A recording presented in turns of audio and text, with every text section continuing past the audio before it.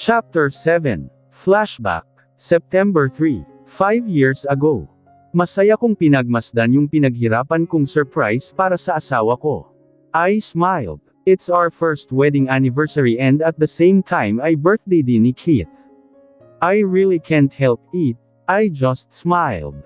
It's just a simple surprise where I cooked dinner na kung saan puro paborito niya yung putahe, isang simpleng celebration kung saan alam kong mapapasaya ko siya. Lalo na sa Reg Along ibibigay ko. My smile grew wider. Ang tagal ng oras. Bakit ang tagal naman niyang umuwi? Well, medyo nagtatampo rin ako, kasi naman maaga palang umalis na siya ng bahay, hindi man lang ako binating happy anniversary. Well, it's fine, siguro busy lang talaga siya sa office. Pansin ko din kasi yun, nitong mga nakakaraang araw na halos puro, hiteng gabi na siya umuwi. Well, it's already 7. Masaya akong pumasok sa loob ng bahay, nasa garden kasi yung surprise ko. Magaan ang pakiramdam na nagtungo ako sa sala at naupo sa sofa. Di ko mapigil ang mapangiti. Excited kasi ako sa mangyayari mamaya. Nagbukas na lamang ako ng TV para maglibang sandali. Usually kasi ay bandang 8 umuwi ang asawa ko. Nanood ako pero mayat maya ay tumitingin ako sa relos. Di ako mapakali. 7:45 na. I smiled as I played at the box na mamaya lamang ay ibibigay ko na kay Keith. Naghintay pa ko, hanggang mag-alas 8 na. Pero walang Keith na dumating. I sighed, baka na traffic lang, sabi ko sarili ko. Pero sumapit ang alas 9 ay wala pa rin siya. Yung excitement at yung saya ay biglang naghalo. Pam-attack ang alas 9:30, at doon na ako nag-alala. Gabi na masyado. Usually naman ay nagpapalam siya sakin pag gagabihin siya Pero bakit ngayon wala? Tumayo ako at kinuha yung cellphone ko. I dialed his number pero cannot be reached Leon. Mas lalo akong kinabahan. Ilang minuto pa akong naghintay pero walang Keith na dumating. Dala ng matinding pag-aalala ay nagpasya akong kuhanin yung bag ko sa loob at lumabas. Pumara ako ng taxi at napagdesisyonang puntahan siya sa opisina. Di ako mapapalagay hanggat di ko alam kung okay siya. Halos 30 minutos din ang naging biyahe para marating ko yung MGOC. Agad akong nagbayad at bumaba ng taxi. Nagdiretso ako sa loob at sinalubong ng security guard. Ay, good evening po Ma'am Kara. Gabi na po yata kayo napunta. Magalang na wika pagbati nito. I gave Mang Kanor a small smile. Upo nga ho Mang Kanor. Wala pa kasi si Keith sa bahay. Hindi din naman tumawag kaya napagpasyahan kung puntahan na lang. Nandito pa kaya siya? Magalang kong tanong. Ay opo ma'am, di pa po siya umaalis. Sandali po at tatawagan ko at ipapaalam kong naritito kay. Wag na ho Mang Kanor. Ako na ho ang baalang umakyat sa office niya. Pagputol ko dito. Ganoon po ba? Osage po. Tinanguan ko na lamang siya at nagsimula ng maglakad papuntang elevator. Pinindot ko iyon sa 12th floor. Nakahinga na ako ng maluwag nang malamang nandito lang pala ang asawa ko. Akala ko pa naman kung saan na siya napunta. Inihanda ko na ang matamis kong ngiti nang bumukas yung elevator. Agad akong naglakad palabas at tahimik na hallway yung bumungad sa akin. Nagsimula na akong maglakad pero nagtaka ako, kung bakit bigla ay parang bumigat yung dibdib ko. Kinakabahan ako. Binaliwala ko iyon at nagdiretso sa paglalakad. Nasa tapat na ako ng pintuan ng kotse ni Keith, ihinanda ko na yung malawak kong ngiti nang may marinig ako na nakapagpawala ng ngiti ko, agad na nagpalandas sa mga luha ko. May kausap siyang babae sa loob. At ang mas masakit, yung mga narinig ko. Babe, I already told you, I'm just using her to warm up my bed babe. So don't be jealous, okay? She's nothing. Shaka paano ko magugustuhan yung ganoong klase ng babae na di ko ka-level. Babe, anong mapapala ko sa kanya? Ni hindi nga siya makakatulong sa negosyo ko. Malambing ang boses na sabi ng asawa ko sa kausap niya. Feeling ko namanhid ako, sa sakit, sa frustration, sa galit din bakit mo siya pinakasalan. Babe, yung kasal nyo ay legal pa. Wika ng isang tinig ng babae. Because it's all part of the plan. Besides, malapit na kong mag-file ng annulment. Mas bumuhos yung mga luha ko. Anong ginawa ko sa kanya para saktan niya ako ng ganito? Mahal mo ba siya? Napaigtad ako sa narinig. Please baby, say yes. Sabihin mo lang na oo at kakalimutan ko yung mga narinig ko. Di ako magagalit, iintindihin kita. Pero wala, dahil ang sumunod na lumabas na salita sa bibig niya, halos magpagunaw at magpamanhid lalo sa buong pagkatao ko. I just used her. I don't love her. Damn. I don't even like her. Kasabay ng pagsasabi niya ng mga salitang iyon, ang pagtalikod at paghakbang ko paalis sa lugar na iyon. I smiled bitterly, then I touched my still flat tummy. I hate you, Keith Montenegro. I hate you for hurting, and ruining my supposed to be family, and for ruining my whole life. End of flashback. I so hate you that day, Keith. Kasi bakit ganoon? Bakit kailangan mo akong saktan ng sobra? Bakit kailangan kong maramdaman yung ganoon katinding sakit mula sa'yo? Keith, bakit mo ko niloko? Bakit mo ipinaramdam saking mahal mo ako, pero hindi naman pala totoo? Keith, answer me kasi hanggang ngayon, ang sakit-sakit pa din. Tuloy na tuloy yung pag-agos ng mga luha ko. Lahat ng sakit mula ng araw na yun ay muling bumalik. Baby, ang tanging nasabi niya. I shook my head kasabay ng paghagulgul ko. Masayang masaya pa ako ng araw na iyon eh. Excited pa nga ako kasi ginawan pa kita ng surprise kasi birthday mo din. I smiled bitterly as I breathed hard habang patuloy na tumutulo yung mga luha ko. I'm so excited kasi it's our first anniversary, tapos mas masaya pa ko kasi maibibigay ko na yung matagal mo nang hinihingi. My voice cracked. Nakita ko yung sakit sa mga mata niya. I'm pregnant during that time. I just found out a day before our anniversary. At alam mo ba kung ano ang unang pumasok sa isip ko? Ikaw, kasi you always told me before that you want to build a family with me. Masaya ako kasi gusto mong bumuo ng pamilya kasama ako, kaya masayang-masaya rin ako nang malaman kong buntis ako, kasi sabi ko sa sarili ko mas magiging masaya kapag nalaman mo. I wiped my tears off. Sinamahan kita, Keith. Sinamahan kitang mangarap para sa itong dalawa. Sinamahan kita at sinabi ko sa sarili kong tutuparin ko yung mga pangarap na sabay nating binuo. Kasi nangako ka din nangako ka din pero mukhang nakalimutan mo. Muling pamatak yung mga luha ko. I so hate you, Keith. Kasi lahat tiniis ko para sa'yo. Tahimik yung buhay ko pero dumating ka at ginulo mo. Nanligaw ka at pinaniwala akong mahal mo ako, binaba ko yung pride ko at hindi inintindi yung mga taong sinasabing di tayo bagay dahil di mo ako ka-level, tiniis ko lahat kasi mahal kita sabi ko sa sarili ko okay lang, husgahan nila ako hanggat gusto nila, basta ang mahalaga ipinaglaban kung karapat dapat ako para sa'yo. Pinahid ko yung mga luha ko. Pero peste ayaw tumigil sa pagtulo. Doon dinuro ko na yung dibdib niya. Ipinaglaban kita kasi sabi mo mahal mo ako. At yun yung mali ko, naniwala akong minahal mo ako, naniwala ako sa sinabi mong sasamahan mo ako habang buhay. I closed my eyes tightly. Alam mo bang hiniling ko pa ng araw na iyon na sana bawiin mo yung sinabi mong hindi mo ko mahal. Napatawa pa ako ng mapait. Sabi ko, sabihin mo lang na mahal mo ako at kakalimutan ko yung mga narinig ko, bawiin mo lang yung sinabi mong hindi mo ko minahal at maiintindihan kita, maiintindihan ko kasi ganoon ako katanga pagdating sayo. Then another line of tears fell down on my cheeks. Pero hindi mo ginawa, hindi mo binawi, ang sakit-sakit Keith. Paano mo ko nagawang saktan ng ganoon? Anong naging kasalanan ko sayo? Anong ginawa ko na di mo gusto? Ano? Nagmulat ako ng mga mata kasabay ng muling pag-alpas ng mga luha ko. Nakita ko ang pagtulo rin ng luha niya. That day umalis ako kasi masakit na masakit yung dibdib ko. Galit ako sa'yo Keith, pero kasabay ng galit yung sobrang pagmamahal ko para sa'yo. So I decided to come back. Nakita ko ang pagkagulat sa gwapong mukha niya. I did Keith. I was 7 months pregnant then nang magpasya akong umuwi. Sabi ko baka mali lang ako ng rinig, sabi ko dapat pinagpaliwanag muna kita. Bumalik ako Keith, umuwi ako para mag-usap tayo, pero di ko akalaing sa pangalawang pagkakataon papatayin mo ako sa sakit. Ma'am, nandito na po tayo. Agad akong nagbayad at bumaba. It's been 7 months at masasabi kong na-miss ko ang bahay namin. Yes. Umuwi ako kasi mahal na mahal ko si Keith.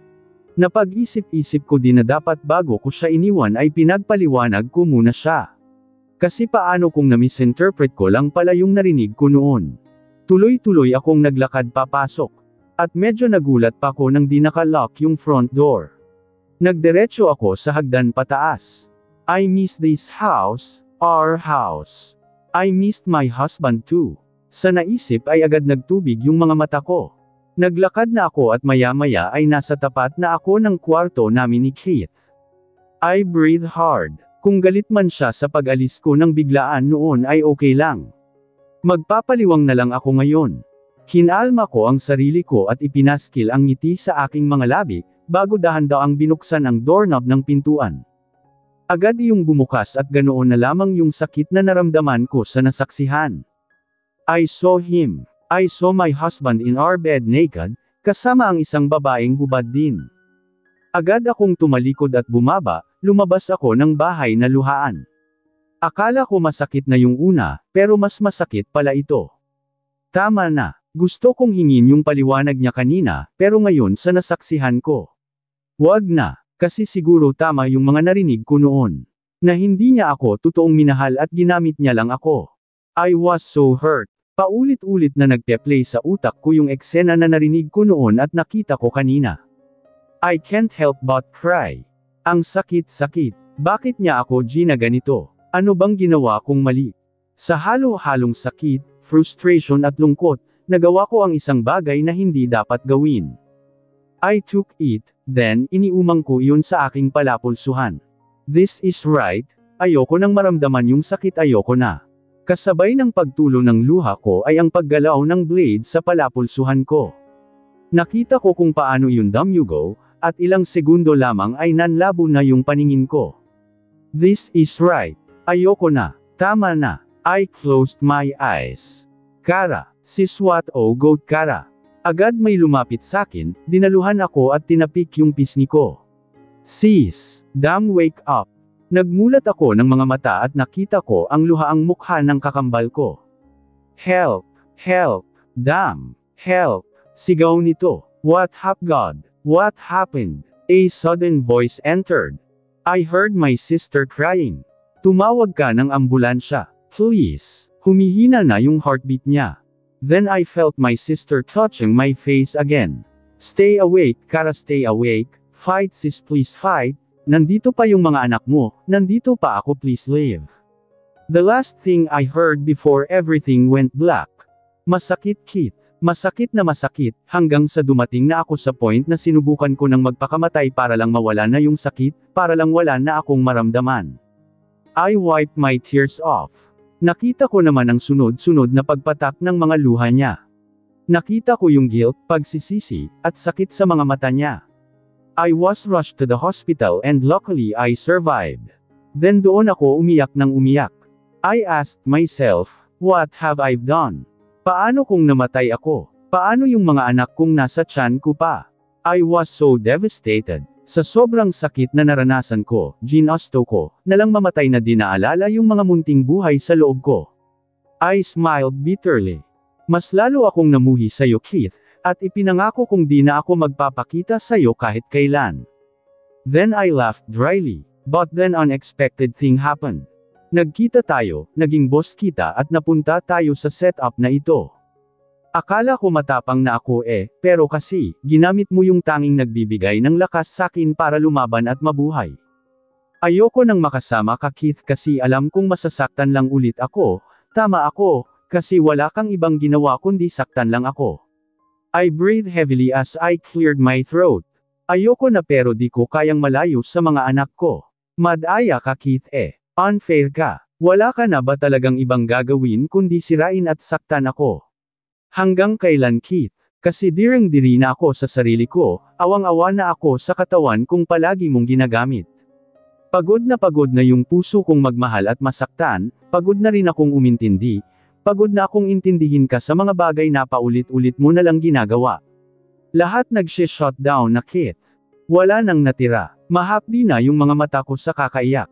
I tried to calm myself pero biglang kumirot yung tiyan ko. God. Sorry baby, di na kasi kaya ni mommy na kimkimin lahat Keith, bakit? Sinamahan kita sa lahat, pero bakit kailangan mo akong pasukuan ng ganoon kabilis? Sinuntok-suntok ko na yung dibdib niya. Masakit na yung dibdib ko. Hinayaan niya naman ako, iniiyak ko lahat ang sakit-sakit, bakit ganito? I'm sorry baby, I'm so sorry. Pero patuloy lang ako sa pag-iyak. Doon biglang nanigas yung tiyan ko kasabay ng pagsakit ng puson ko. Nakaramdam din ako ng mainit na likido sa ibabang bahagi ng katawan ko. Keith humigpit yung pagkakahawak ko sa kanya. Help, masakit yung baby. Mas naiyak ako. Nalilito siya sa sinabi ko pero nang sundan niya ng tingin, ang tinitignan ko ay agad kong nakita, ang pamumutla at pag-aalala sa gwapong mukha niya. You're bleeding. Gulat na wika niya at agad akong binuhat. Mas lalo akong napaiyak. No please not my baby. Baby please hold on. Relax please. You're going to be okay. Nagpapanik na wika niya kasabay ng ilang sunod-sunod na pagmumura. At saktong pagsakay namin sa kotse ay nawalan na ako ng malay. Flashback. 5 years ago. I'm so happy because it's our first wedding anniversary. I can't help but to smile. It's been what? Maraming taon na. Maraming taon na kaming magkasama at sa bawat mga taon na yun, wala akong ibang naramdaman kundi puro saya at pagmamahal. Kung mayroon mang nagbago, yun siguro yung fact na mas minamahal ko pa si Kara sa bawat araw na nagdaraan. I smiled. These past few days ay busy ako. But not with work kundi para sa mahal ko. Balak ko siyang sepresahin kaya naman, ilang araw ko nang pinaglalaanan ng oras yung sepresang iyon. Napasandal ako sa swivel chair. It's already 7 in the evening, balak ko, siyang dalhin sa lugar kung nasaan yung surprise ko at exactly 8 p.m. I smiled. Kara is the only woman who made me feel so complete. Sa bawat araw, minuto at segundong lumilipas mas lalo ko pang minamahal yung asawa ko. Mas napangiti ako. Asawa, what a very beautiful word. Hanggang ngayon hindi pa rin ako makapaniwalang sa akin na siya talaga.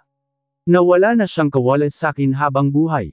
Kara is the very first woman who made me feel jealous, angry, frustrated and a possessive man. Siya lang yung nag-iisang babaeng kinatakutan kong mawala sa buhay ko. Sa kanya lang ako nakaramdam ng takot.